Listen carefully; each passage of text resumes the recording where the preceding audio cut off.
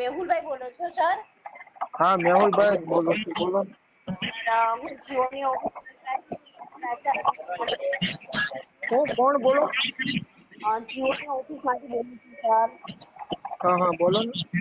Sir તમે જે number ઉપર વાત કરો છો ને તે નંબર 41 છે સર. મેડમ પણ તમારો છે ને અવાજ તમારો બેન કપાય છે એટલે એમાં કાંઈ ખબર નથી પડતી. હા સર હું જીઓની ઓફિસમાંથી વાત કરું છું સર. હા તમે જે નંબર ઉપર વાત કરો છો ને સર તે નંબરનું હા તમારું રિચાર્જ હમણાં ઘણા સમયથી પૂરું થઈ ગયેલું છે સર.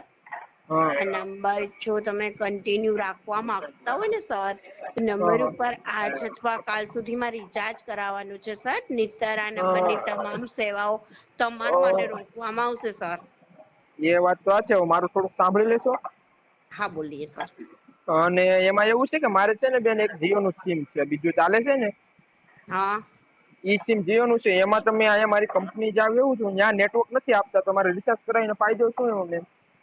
તમારે એરિયા કયો આવે છે સર? એરિયા સુરત વરાછામાં, આપણે કાપોદ્રા વિસ્તારમાં.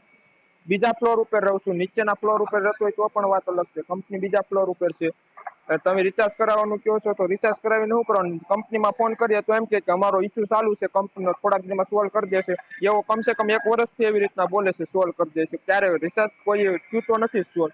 જ્યારે કોલ કરીએ ત્યારે એમ કે તમે કંપનીનો ઇસ્યુ ચાલે છે ને આ ચાલે છે. તો શું કંપની તમારી 12 મહિના ઇસ્યુમાં જ ચાલતી હોય?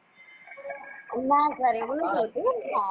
સર હું સરની સાથે વાત કરી હા કાપોદ્રા એરિયાનો જે પ્રોબ્લેમ હશે એ કોશિશ કરીશ સોલ્વ થઈ જાય એવું. Okay sir. એટલે એમ જ મેડમ કહેવાનો મારો